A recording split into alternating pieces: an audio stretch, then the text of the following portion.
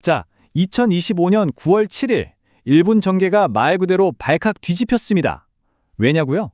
이시바 시게로 총리가 취임 딱 1년 만에 갑자기 사임하겠다고 발표했기 때문이에요. 공식적인 이유는 선거에서 졌기 때문이다. 이건데 과연 그게 전부일까요? 지금부터 이 갑작스러운 사임 뒤에 숨겨진 진짜 이야기, 그리고 이게 왜 우리한테까지 중요한 문제인지 한번 제대로 파헤쳐 보겠습니다. 선거 패배는 제 책임입니다. 이시바 총리가 남긴 말이죠.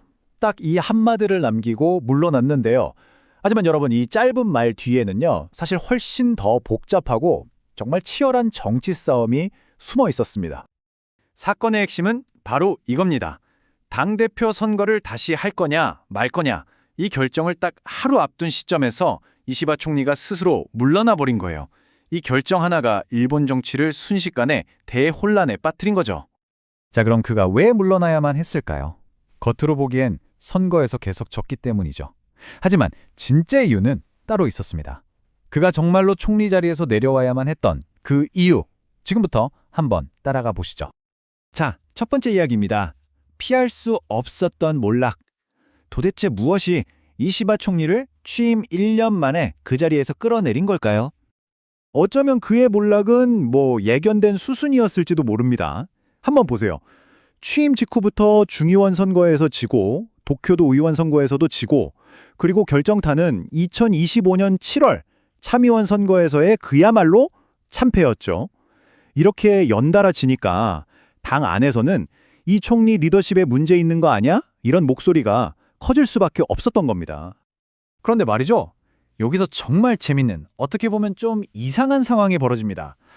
선거에서는 계속해서 지고 있는데 아이러니하게도 일반 국민들 사이에서는 이시바 총리의 인기가 오히려 올라가고 있었다는 거예요.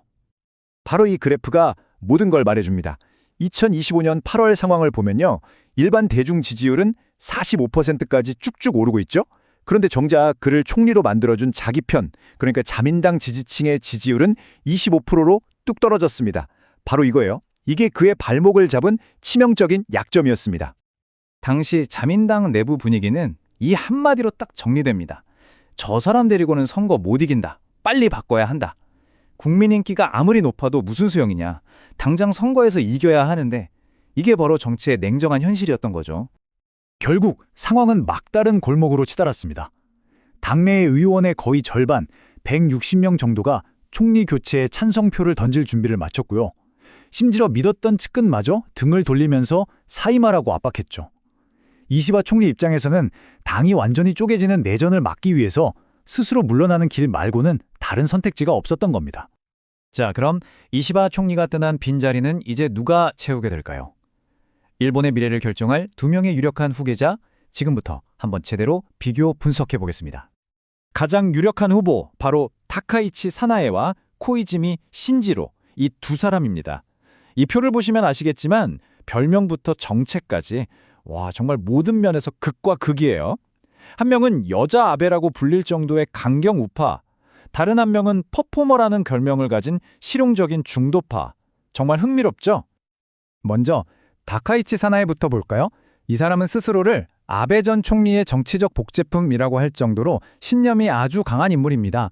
좌우명이 신념과 실행력일 정도니까요. 한번 뱉은 말은 절대 바꾸지 않는 스타일이죠. 외교적으로는 일본은 미국 하나면 된다고 할 정도로 완전한 친미 노선이고요. 우리나라 같은 주변 국가의 역사 문제에 대해서는 협상? 그런 거 없다는 아주 강경한 입장을 가지고 있습니다. 반면에 고이즈미 신지로는 어떨까요?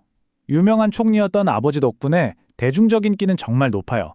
그리고 정치적인 쇼, 그러니까 퍼포먼스에 아주 능하죠. 근데 이 사람은 자기 색깔이 뚜렷하기보다는 여론에 따라 입장을 바꾸는 좀 카멜레온 같은 스타일입니다. 그래서 당내 강경파들한테는 이시바랑 뭐가 달라 이런 비판을 듣기도 하고요. 그리고 논란이 많은 야스쿠니 신사 참배도 자주 하는 인물입니다. 자, 그럼 이제 가장 중요한 질문입니다. 일본에서 총리가 바뀌는 게 도대체 우리랑 무슨 상관이냐? 왜 우리가 이걸 알아야 하냐? 이 문제가 우리의 경제와 외교에 어떤 영향을 미치는지 그 국제적인 판을 한번 들여다보겠습니다. 이걸 이해하려면 먼저 CPTPP라는 걸 알아야 하는데요. 이름이 좀 어렵죠? 쉽게 말해서 일본이 주도하는 아주 거대한 자유무역 클럽이라고 생각하시면 됩니다. 이 클럽 회원들끼리는 관세 같은 무역 장벽을 없애자는 거죠. 바로 이 클럽, CPTPP에 지금 우리나라가 가입을 굉장히 적극적으로 검토하고 있어요.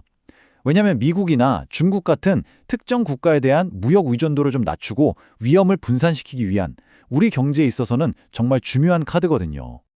그런데 이 클럽에 들어가려면 아주 결정적인 규칙이 하나 있습니다. 새로운 회원이 들어오려면요, 기존 회원국 전원의 동의, 그러니까 100% 만장일치가 필요하다는 겁니다.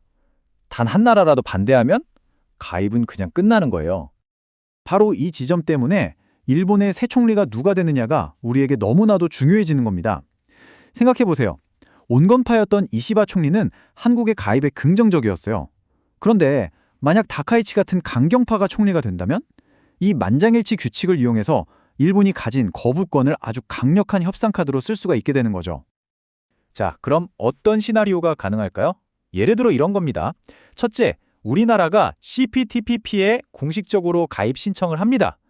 둘째, 일본의 새 총리가 이걸 지렛대 삼아서 우리에게 뭔가를 요구하는 거죠. 셋째, 그 대가로 뭘 요구하느냐? 바로 우리 국민들이 굉장히 민감해하는 후쿠시마 수산물 수입 금지를 풀어달라, 이런 요구를 할 수도 있다는 겁니다. 이 말이 딱 그 상황을 설명해 주죠. 이전에는 하지 않았던 요구를 하고 강경하게 나올 준비가 된 새로운 유형의 정치인, 말 그대로 판을 완전히 흔들어버리는 그런 총리가 등장할 수 있다는 겁니다. 과거와는 전혀 다른 방식으로 우리가 상상하지 못했던 카드를 들고 나올 수 있다는 불안감이 커지고 있는 거죠. 결국 이시바 총리의 사임은요, 그냥 일본 총리 한 명이 바뀌는 그런 단순한 문제가 아닙니다. 이걸 시작으로 우리를 포함한 동아시아 전체의 외교판이 흔들릴 수 있는 아주 중요한 변곡점이 될 수 있다는 거죠. 자, 일본은 이제 새로운 길을 선택하게 될 텐데요. 과연 동아시아는 거대한 외교적 불확실성의 시대로 접어들게 될까요?